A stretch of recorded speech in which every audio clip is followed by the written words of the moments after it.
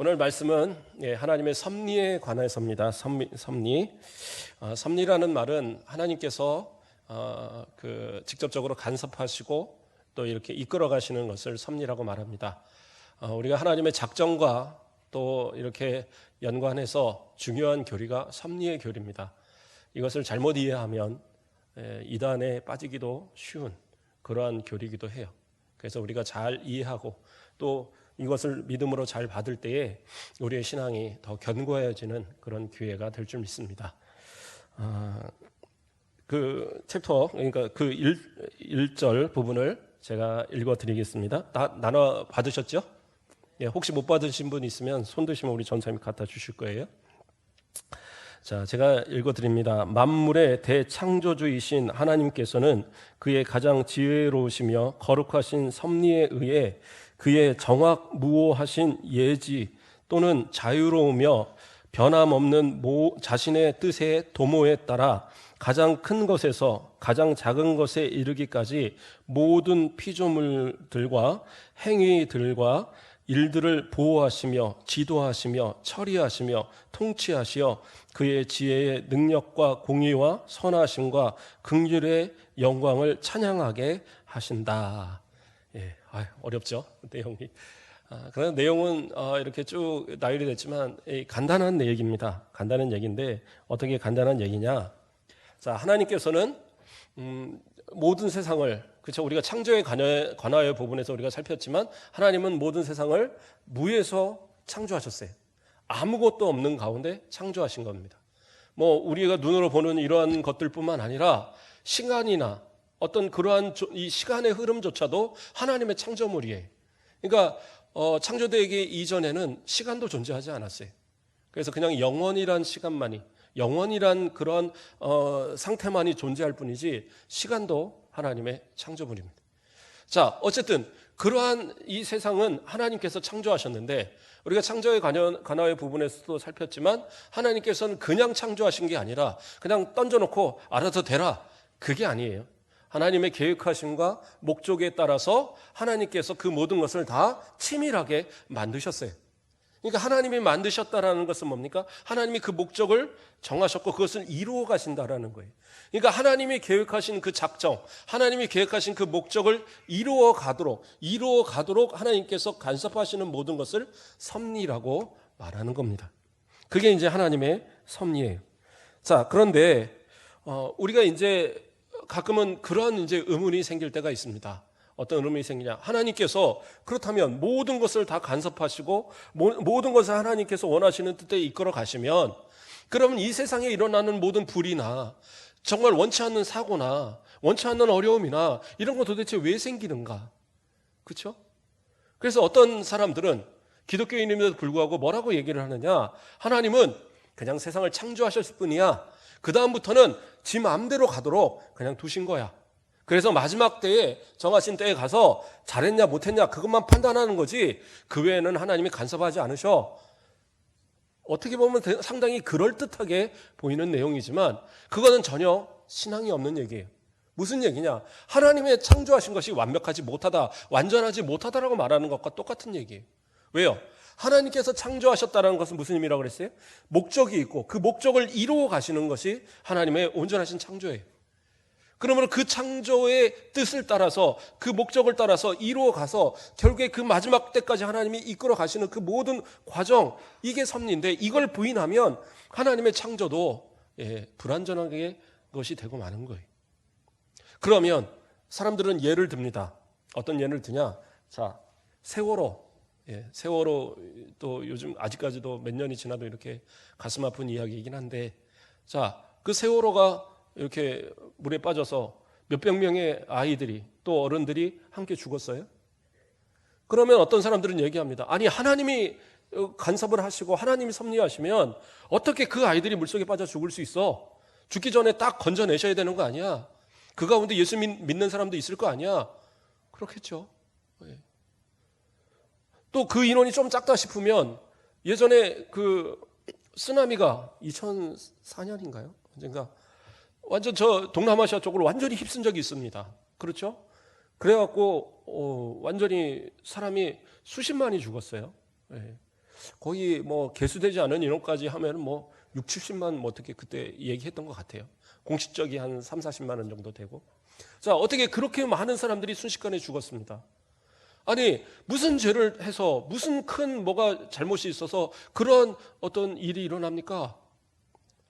이게 하나님의 섭리입니까? 이런 질문을 던지는 거예요. 또 히틀러 같은 경우에, 그렇죠? 유태인들을 학살하는데 뭐 특별한 이유도 없어요. 그냥 그 인종 우월주의죠. 자신의 그 인종이 특별하고 인종보다 좀 나아 보이니까 유태인들을 막 학살하는 거예요. 또 유태인들이 결국엔 자신들과 다른 민족인데 자신의 그 지역에 들어와 살면서 또 유태인들이 열심히 일해서 돈을 많이 벌잖아요.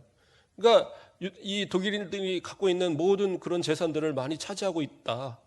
그런 어떤 생각 속에서 유태인들을 제거시키고자 하는 그런 어떤 마음들을 뭐라고 그러죠? 국민들한테 심게 하고 그 사람들을 이끌어 갖고 완전 학살을 한 600만 명 이상이 죽는 엄청난 사건이죠. 저 뭐 다른 나라 조그만 나라 같으면 그 나라 인구만큼도 되는 인원이에요. 이건 상당히 큰 인원. 그렇게 수많은 사람들이 죽어나갔어요. 그런 어떤 이 일들이 하나님의 섭리 가운데 있다면 어떻게 이루어질 수 있느냐? 이렇게 뭐 먼 이야기 말고도 그렇잖아요. 우리의 가까운 가운데서도 이렇게 인생을 오래 살시다 보니까 우리보다 먼저 가시는 분들이 있잖아요. 그렇죠?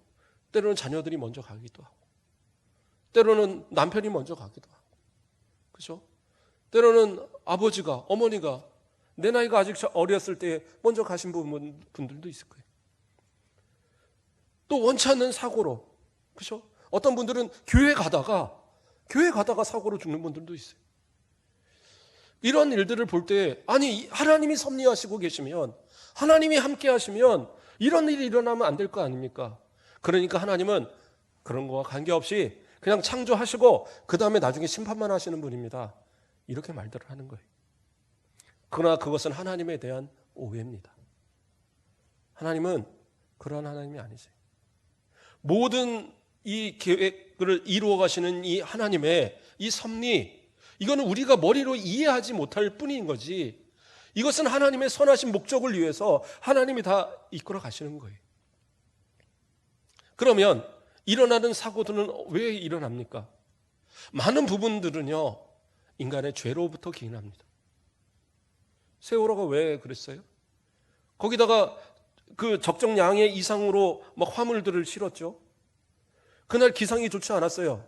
제주도로 가는 배가 거의 없었는데 몇 대 안 되는 중에 하나가 그 배였어요. 더군다나 사고가 날 위험에 선장은 자기 먼저 도망가 버렸어요. 경찰들도 와서 보니까 이거 뭐 어떻게 엄두가 안 나니까 다른 사람 불러야지, 빨리 와, 그러고 가버려요. 헬기나 뭐 이런. 빨리 그 안에서 그 뭐 구명조끼 입고 발이 뛰어나와라, 그 한마디만 누군가는 했어도 됐는데 내 일이 아니다. 아니, 조금 기다려도 되겠지. 이런 어떤 그 마음들이, 어떻게 보면 그런 죄성들이 그런 결과를 낸 거예요. 그러니까 지금 누군가한테 책임을 물려고 뭐 하나씩 다 찾아보는데, 그렇다고 100% 이 사람 잘못이다 할 만한 것도 못 찾는 거예요. 그냥 모두의 잘못인 거죠. 그러한 모든 것들이 결국엔 이 죄성이 그러한 모습들을, 히틀러도 마찬가지죠. 그 잘못된 편견된 잘못된 생각이, 이 죄에서 기인한 것들이 그러한 큰 학살을 만들어내는 그런 일들이 있었어요. 그 책임을, 그 인간의 잘못된 책임을 왜 하나님 앞에 묻습니까? 하나님이 죄를 만드신 분이 아닌데. 이건 이제 또 죄에 대한 부분은 조금 더 뒤에 다시 한번 살펴보고요. 자, 그렇다면, 목사님, 그건 이해했습니다. 그렇다면 사고로, 원치 않는 사고나 또 이 쓰나미 같이 자연재해로 인해서 나타나는 이 결과들은 어떻게 볼 겁니까? 어떤 목사님이, 유명한 목사님이 그 쓰나미가 일어났을 때, 이게 다 하나님의 계획 가운데, 하나님의 섭리 가운데 있습니다, 뭐 이렇게 얘기했다가 욕을 바가지로 먹었죠. 맞긴 맞는데 굳이 그 순간에 그 얘기를 하셨어야 하는가, 이런 부분이 있죠.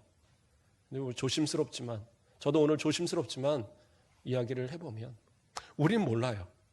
하나님의 섭리하신 가운데 이런 일이 왜 일어나는지 모르지만, 그러나 더 큰 어떤 시간들을 생각을 해보면 또 우리 안에서 일어났던 여러 가지 일들도 되돌아서 지금의 순간에서 과거를 돌아봤을 때에 하나님께서 이러한 뜻이 있었구나, 이러한 이유가 있었구나 깨닫는 때가 있잖아요. 그때는 모르는데, 그렇죠? 어쩌면 좋아요. 그러한 어떤 상황을 지금 모를 수 있어요. 한 10년 뒤, 20년 뒤, 아니 한 100년 뒤, 200년 뒤에 가서 그렇구나. 그때 그 사건이 그렇게 해서 이런 일을 이루었구나. 이 나라의 그 대동강변에, 그렇죠? 토마스 선교사가, 그렇죠? 그 상선, 그 무슨 상선이에요? 그 상선 하나 그 잘못 타갖고 그 통역 뭐 이런 걸로 사실은 탔던 건데, 그 배가 이제 그 협박을 했잖아요. 우리가 이거 뭐 말 안 들으면 본국에서 니네들 쳐들어올 거야. 막 그러니까 겁을 먹고 그 태워버려서 그 배를 갖다 태워버렸잖아요. 그 우리나라에서. 그러니까 이 사람이 이제 그 토마스 선교사가 물가로 나와서, 그리고 이제 그 죽임을 당하는 그 순간에 성경 하나 줬다는 거 아니에요.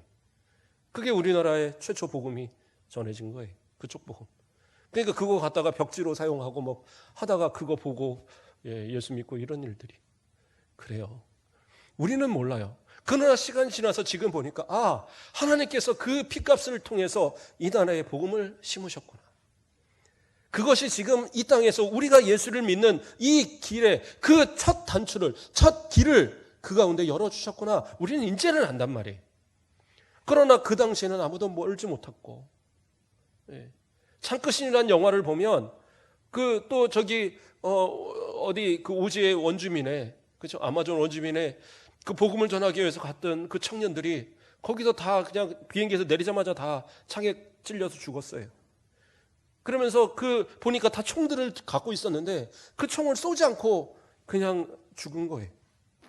나중에 어떤 가족들이, 여인들이 아이들을 끌고 다시 거기서 들어왔어요.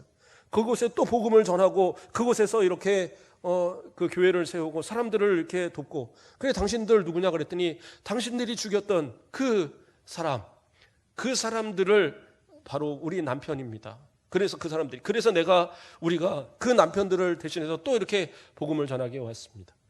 그 말 한마디에 그 부족이 다 예수 믿게 됐다는 거예요. 이런 큰 사랑을 경험하다. 그러니까 어떠한 일, 그때 당시에 그래서 해외로 복음을 전하는 선교사를 보내야 되냐 말아야 되느냐는 그런 어떤 논란이 상당히 많았었대요. 왜요? 실컷 갔는데 죽었으니까. 그런 것들이 우리는 모른단 말이에요. 그러나 앞으로 시간이 흘렀을 때 돌아볼 때에 깨닫게 되는 것이 그게 하나님의 섭리예요. 제가 조심스럽게 다시 한번 얘기를 해보면, 그 쓰나미가 일어나고 그 얼마 뒤에 제가 선교사들 이런 분들을 통해서 좀 전해서 들었던 이야기입니다. 대부분의 이 동남아시아 지역이 이슬람권이에요. 복음을 함부로 전할 수 없어요. 정말 한 사람 한 사람 복음 전하는 거 조용히 숨어서 그렇게 겨우 복음을 전하는 거예요. 나 예수 믿습니다. 자, 와서 예수 믿을 때 교회를 오세요. 막 이렇게 해서 전도하다는, 잘못하면 총으로 맞거나 뭐 어떻게 해서 죽을 수도 있는 그런 위험 가운데서 있는 거란 말입니다.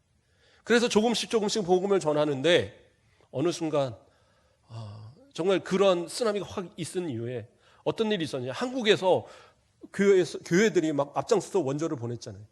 어디로 보내요? 그 선교사들을 통해서. 그리고 막 의사들을 파송하고.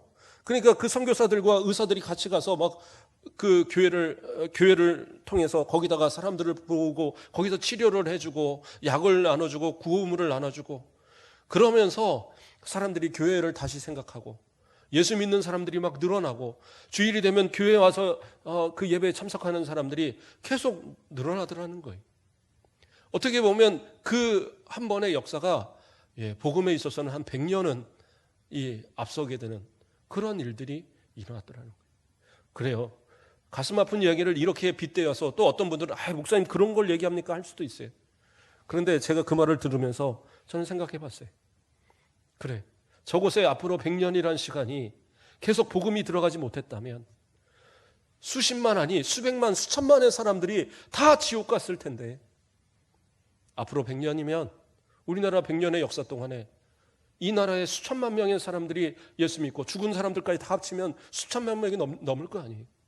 복음의 역사로 이렇게 예수 믿는 사람들이 넘쳐났듯이 저곳에도 지금 죽음으로 씨를 뿌린 저 사람들의 수십 배, 수백 배, 수천 배의 사람들이 복음으로 돌아오는 역사가 있겠구나. 그러니까 잘은 몰라요. 제가 말하는 이것이 100% 맞다라고 생각할 수도 없어요. 왜? 하나님의 뜻은 모르니까. 그러나 돌아볼 때에 그러한 역사가 있었구나. 그러니까 하나님의 역사는요, 우리가 이해할 수 없어요. 그러나 하나님의 섭리는 어떻게 해요? 그 모든 것 가운데 다 섭리하고 계신 거예요. 하나님께서는 그 각각의 모든 것들을 다 간섭하십니다. 그리고 섭리하셔요. 뭐 대충 그냥 뭉뚱거려 갖고 자 그냥 이대로 가 이런 게 아니고요. 만들어진 모든 그 피조물들이 나무든 뭐 동물이든 사람이든 그 각각의 목적과 그 뜻대로 나아가도록 그 계획하신 작정대로 나아가도록 하나님 분명히 이끌어 가십니다. 그것이 이제 하나님의 섭리입니다. 대충 하시는 게 아니라 치밀할 정도로 그 전지하신 하나님께서 전능하신 그 능력으로 그 모든 것들을 치밀하게 이끌어 가신다는 사실이. 자, 그 이야기를 2번에 가서 좀 더 이야기하겠습니다. 2번을 바라봅니다.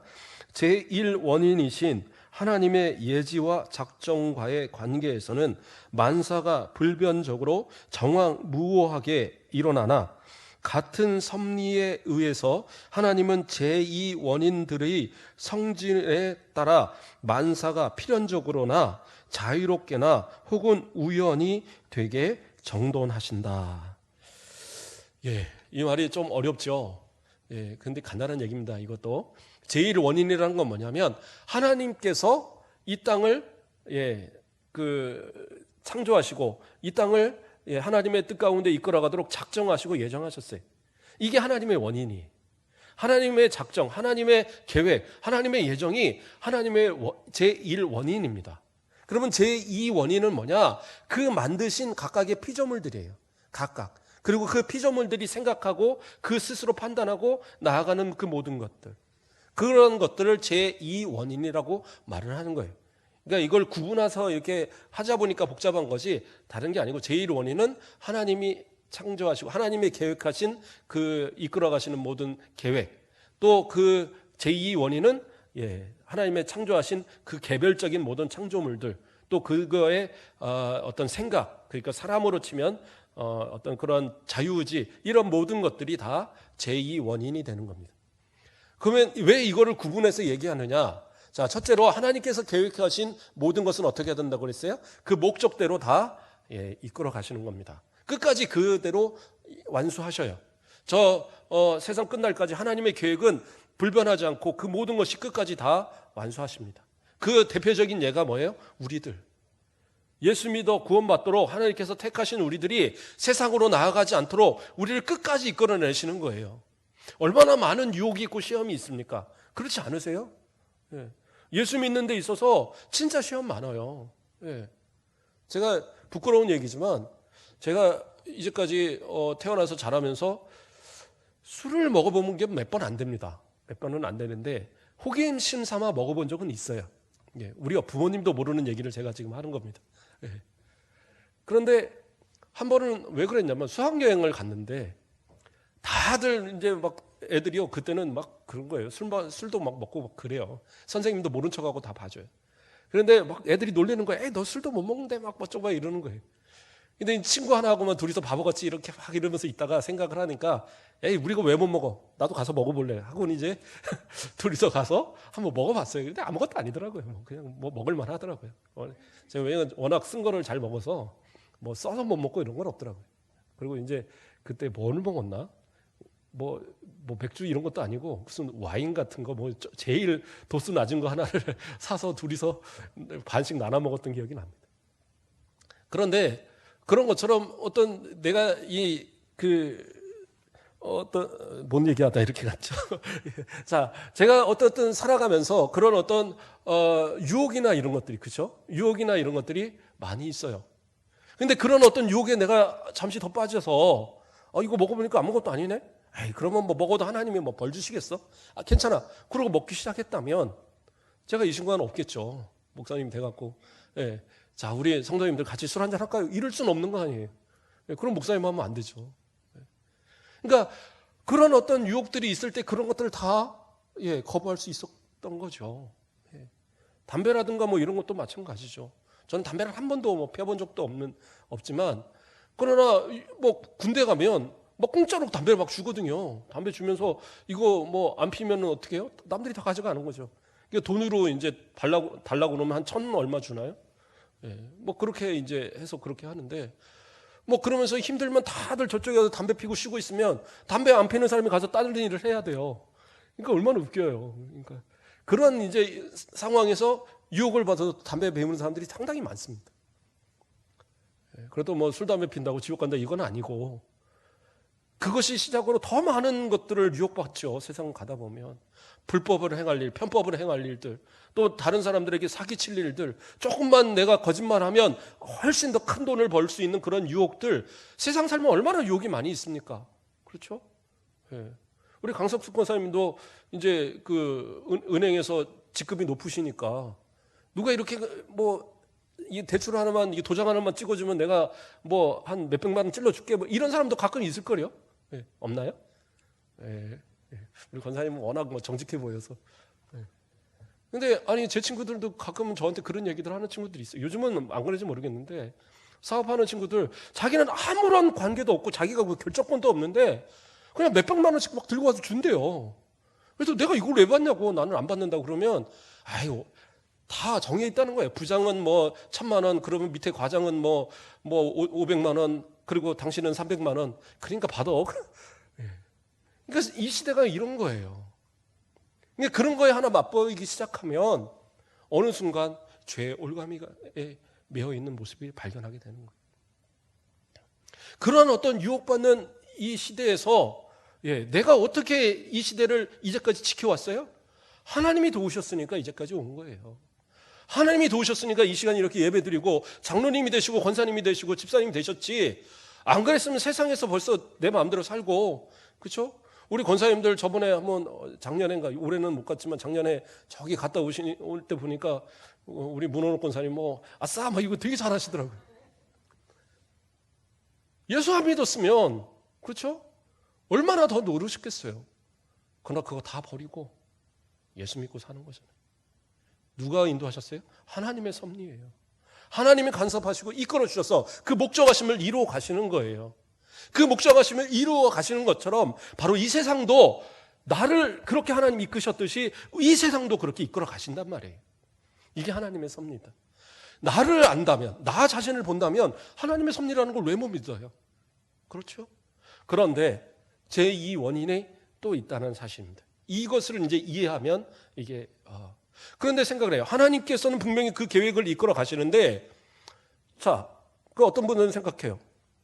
이거 이렇게 해서 이거를 내가 떨어칠까요? 들고 있을까요? 질문을 던지는 거예요. 아, 목사님 들고 있으니까 들고 있겠죠. 자, 떨어졌습니다. 이게 뭐예요? 내 선택이잖아요. 근데 어떤 사람들은 자, 떨어치는 것도 하나님의 선택, 하나님의 계획, 들고 있는 것도 하나님의 계획, 다 하나님의 계획이죠. 이런 건 운명이라고 얘기를 하는 거예요. 그건 하나님의 계획이나 작정이 아닙니다. 하나님의 작정은 뭐예요? 내가 이걸 내려놓든지 들든지 가만히 두세요. 가만히 두시지만 이것으로 인하는 모든 일어나는 상황들을 하나님은 다 맞물리게 하시는 거예요. 전에 우리 오후 예배 때 설교 시간에 배웠던 것처럼, 자, 그 다윗을 십강야에서 산 위로 몰아붙여 갖고 이제 사울왕이 딱 진퇴양난에 딱 그 상황을 만들어서 잡기만 하면 되는 상황이었어요. 그 잡기만 하는 상황인데 누가 쳐들어왔어요? 블레셋이 쳐들어왔습니다. 하나님께서 블레셋을, 가만히 있는 블레셋을, 야, 너 일어나 빨리 가서 쳐, 이렇게 만드신 게 아니라, 블레셋 왕은 그냥 블레셋 그 사람들 생각은 저기 가서 뭐 뺏어와야지, 그러고 그냥 온 거예요. 그렇잖아요. 그리고 사울왕은 그 소식을 듣고 이걸 무시하고, 에이 그래 뭐 뺏어가야 얼마나 뺏어가겠어, 그냥 냅둬. 나중에 다시 이기면 되지. 그리고 그냥 다윗을 잡을 수도 있었어요. 그러나 어떻게 해요? 다윗을 잡지 않고 포기하고 돌아갑니다. 이게 누구의 선택이에요? 사울의 선택이었잖아요. 아니 그러면 그게 무슨 하나님의 섭리입니까? 아니요. 하나님께서는 그 모든 과정들을 다 맞물려 가게 하시는 거예요. 그렇게 해서 우리가 생각지 못한 그런 상황 속에서 다윗의 입장에서는 어떻게 돼요? 분명히 나 죽었으면 이제 죽었구나라고 생각했는데 사울이 쫓아오다 말고 백해서 도망가 버린단 말이에요. 아니 저 사람들 왜 가지?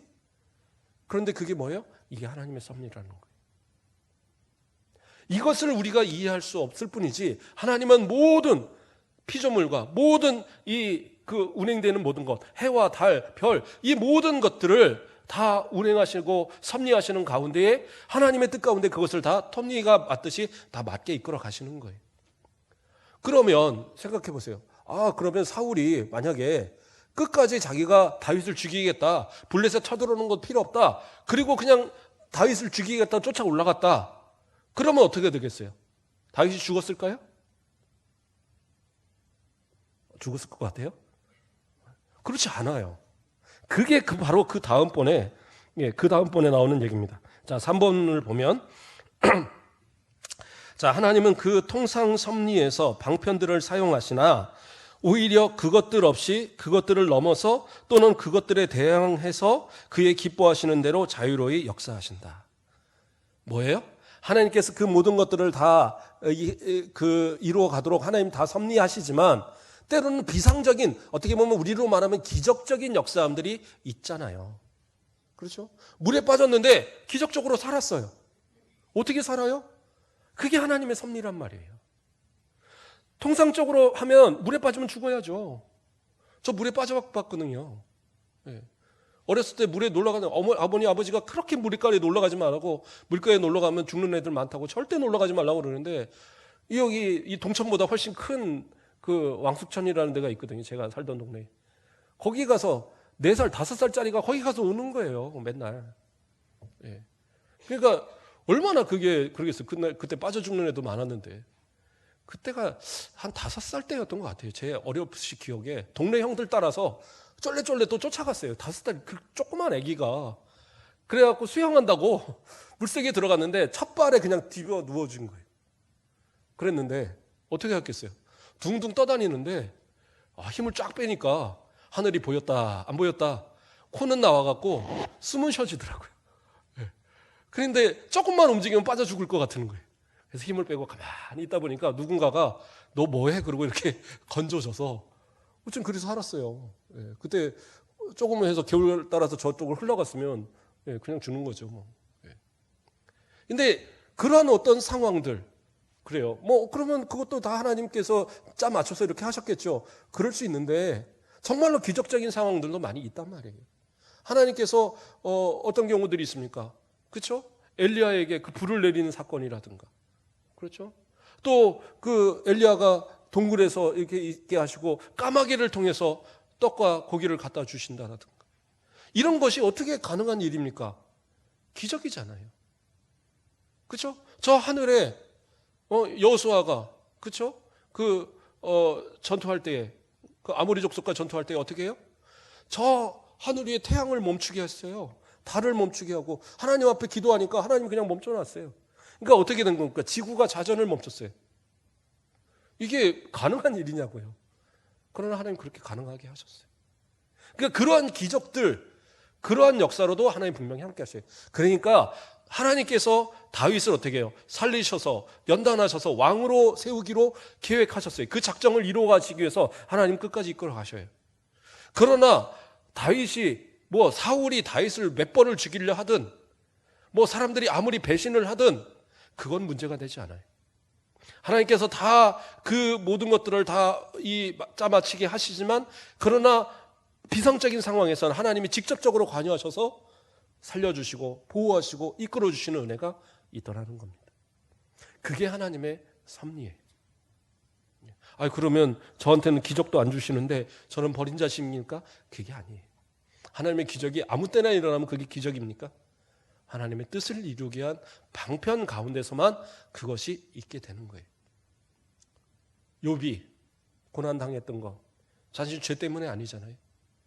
그러나 하나님께서 때로는 그 죄 가운데 두시는 것도 그냥 허락하셔요. 그러나 욥이 도저히 견딜 수 없을 것 같은 때는 어떻게 해요? 하나님께서 직접 나타나셔서 그에게 말씀하심으로 그를 돌이키시잖아요. 그게 하나님의 섭리고 하나님의 기적인 거죠. 자녀들이요? 자녀들이 그렇게 죽었으니 어떡합니까? 그러나 어떻게 해요? 그들의 영혼을 하나님은 천국으로 이끌어 주셨어요. 그것은 욥이 그것을 믿기에 그 마음의 위로를 받고 또 그가 회복될 때에 10 아들, 딸들을 다시 주셔서 그 가정을 또 회복시키는 은혜도. 그래서 다른 거 다 배로 주셨는데 거기만 10을 주셨어요. 왜요? 그 10명은 천국에 있으니까. 그게 하나님의 섭리고 은혜라는 사실입니다. 자, 또 이어가 보겠습니다. 자, 하나님의 4번, 하나님의 전능하신 능력과 헤아릴 수 없는 지혜와 무한히 선하심은 그의 섭리에 잘 나타나 섭리는 최초의 타락과 천사들 및 사람들의 다른 모든 죄들에게까지 미치니 단순한 허용에 의해서만 아니라 다양의 처리에서 그 자신의 거룩한 목적들을 위하여 죄들의 가장 지혜로우며 능한 제한과 기타 정돈 및 관할을 그것에 결합하셨다. 그러나 그 경우의 죄악성은 피조물에게서만 나오는 것이요 하나님에게서 나오는 것이 아니니 그는 가장 거룩하시며 의로우셔서 죄의 조성자나 시인자가 아니시며 또 그러실 수도 없으시다. 발음이 잘 안 되네요. 자, 이 얘기를 조금 다시 좀 쉽게 설명을 하면 이전에도 우리가 창조 부분에서 살폈던가요? 자, 살폈던 부분인데 잘 보세요. 하나님은 죄를 만드신 분입니까? 아니십니까? 아니세요. 이거 맞다고 그러면 안 됩니다. 사람들이 얘기하거든요. 뭐라고 얘기를 하느냐? 하나님이 모든 것을 만드셨다고 하면 죄도 만드신 거 아니냐? 아니에요. 하나님은 모든 만물을 만드시고 선하게 만드시고 그리고 사람에게 무엇이었어요? 선악간에 어떤 선택할 수 있는 자유의지를 분명히 주셨어요. 그러나 하나님의 목적은 뭐예요? 그들이 하나님의 뜻 가운데 하나님의 뜻 가운데 살아가기를 원하는 계획이셨던 거죠. 그러나 하나님께서 그들에게 주시는 자유의지를 그들은 어떻게 해요? 그것을 불순종함으로 사단 마귀도 마찬가지예요. 하나님 앞에 불순종함으로 그 가운데서 죄가 들어오기 시작한 거예요. 그래서 그 죄에 대한 결과는 하나님과의 단절, 하나님과의 완전한 단절이었어요. 그러나 하나님은 어떻게 했어요? 제사를 통하여서 하나님과의 관계를 회복해 갈 수 있는 방법들을 제시하시고 또 그것이 불충분할 때 어떻게 해요? 예수 그리스도까지 이 땅에 보내셔서 하나님의 택하신 자들을 하나님 앞으로 이끌어가고자 하시는 그 막힌 담을 허시고자 하는 하나님의 계획을 분명히 이루어 가시고 계십니다. 그러면 죄라는 부분을 하나님께서는 어떻게 해요? 그냥 내버려 두시느냐? 그게 아니다라는 거예요. 하나님께서 죄를 만드시거나 죄를 어떻게 짓게 만들거나 이런 일은 없으시지만 그러나 그 모든 죄라든가 마귀라든가 죄인들조차도 다 하나님의 섭리 가운데에서 있는 존재들이라는 거예요. 그래서 하나님이 허락하시지 않으면 어떤 죄도 그들이 마음대로 질 수가 없어요. 그래서 마귀가 욥을 시험할 때도 어떻게 해요? 하나님 앞에 가서 허락을 받잖아요. 근데 하나님은 왜 허락하셔요? 하나님께서 허락하시는 것이 잘못 아닙니까? 그래서 제가 이 고난을 당하는 겁니까? 그럼 하나님 잘못이죠. 그게 아니에요. 하나님께서 그 마귀나 이런 어떤 그 죄인들에게 그들이 행하는 일들을 허용하시는 것은 뭐예요? 믿는 자들을 우리로 깨닫게 하기 위한 거예요.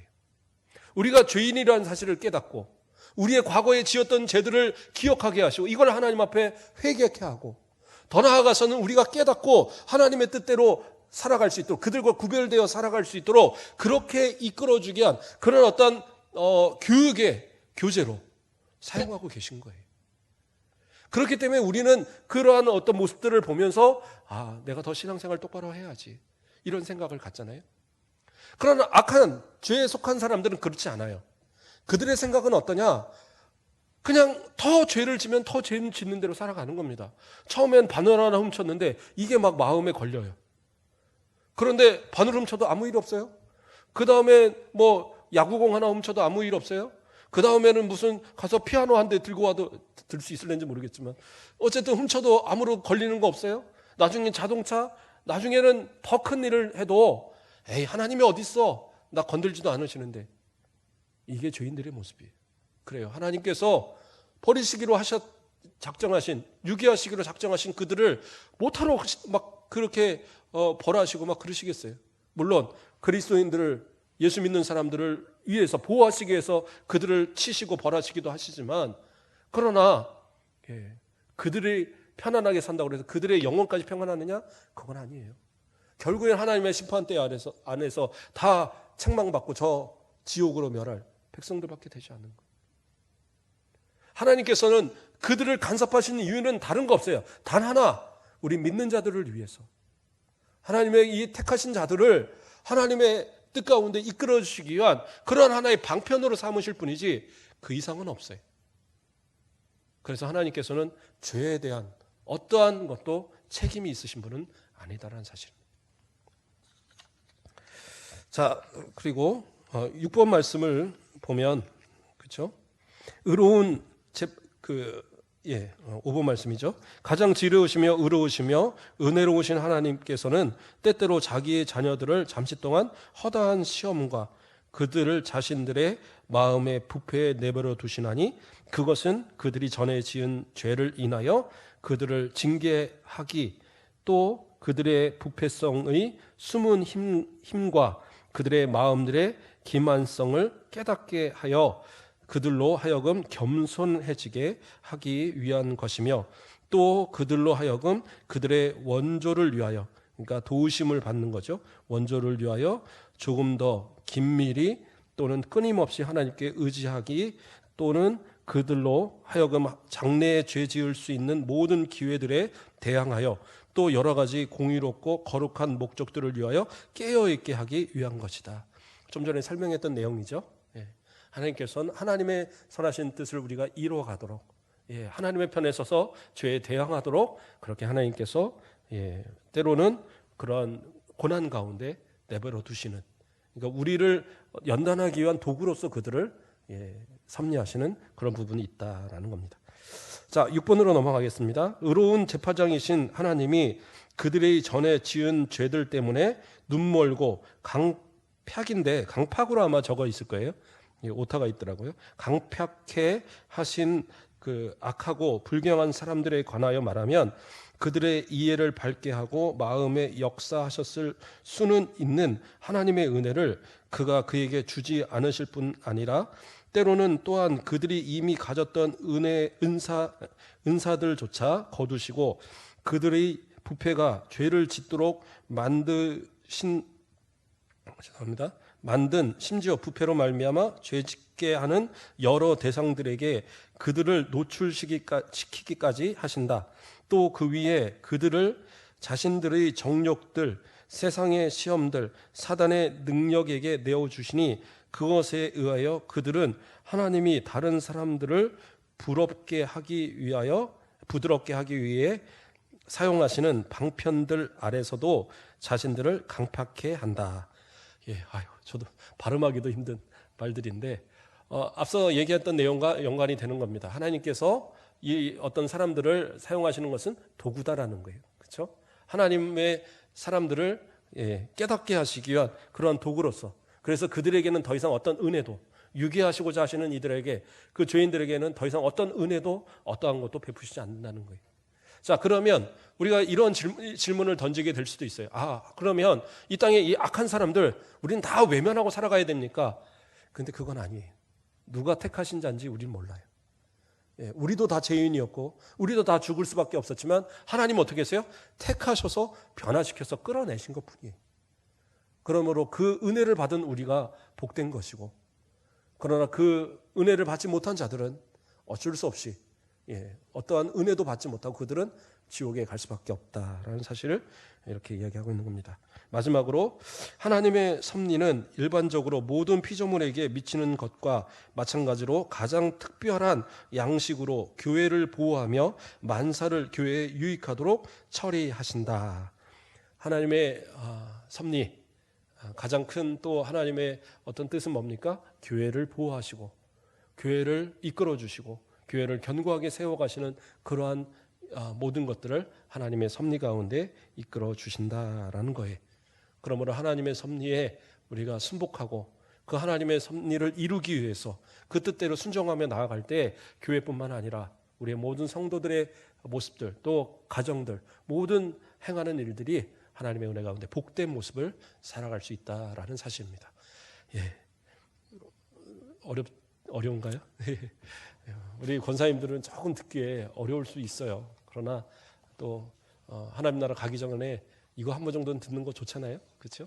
예, 잘 따라오시고 오늘도 우리 주신 말씀을 따라서 세상 살아가면서 악한 자들 부러워하지 마시고 세상 사람들 잘 되는 거 그것을 인하여 시기하지 마시고 하나님의 섭리 가운데 나를 그 어느 누구보다 존귀하게 여기셔서 하나님의 백성, 하나님의 자녀 삼으신 이 하나님의 은혜에 감사하면서 주님 의지해서 날마다 승리하시는 저와 여러분 되시길 주님의 이름으로 축복합니다. 기도하겠습니다. 사랑의 하나님 감사를 드립니다. 하나님 지금도 살아서 역사하시고 우리를 도우시고 이끌어주시는 하나님의 은혜에 감사를 드립니다. 때로는 우리 당하는 여러 가지 어려움으로 인하여서 하나님을 원망하고 불평했던 우리의 모습은 아닌가 돌아봅니다. 그러나 하나님은 언제나 더 좋은 것으로 선하신 뜻 가운데 이끌어 주셨고 한순간도 우리를 버리지 않으셨고 언제나 결국은 승리토록 이끌어 주셨음을 바라봅니다. 이제까지 도우신 하나님을 의지하오니 앞으로의 남은 삶도 주를 위하여 살게 하시고 감사하며 살다가 주님 허락하신 때에 주님 만나 그 영원한 천국에서 기쁨을 누릴 수 있는 우리 모든 성도들 되도록 인도하여 주시옵소서. 감사합니다. 예수 그리스도의 이름으로 기도드립니다.